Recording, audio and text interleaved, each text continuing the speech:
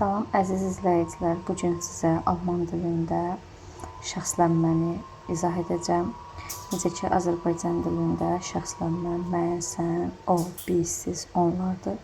Həmçinin alman dilində də bu mövcuddur.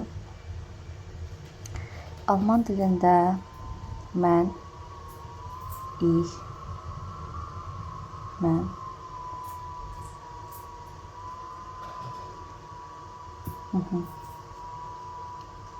du,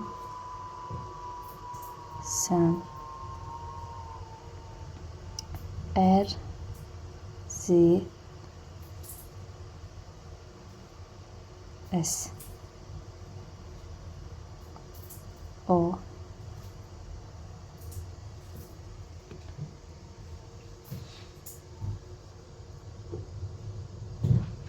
wir, ihr,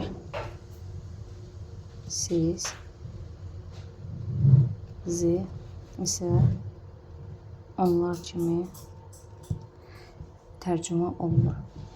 Deyə bilərsiniz ki, zi burada da onlardır, burada da var zi onlardır. Bunların fərqi böyüklə yazılanda onlar, kiçiklə yazılanda zi o mənasını verir.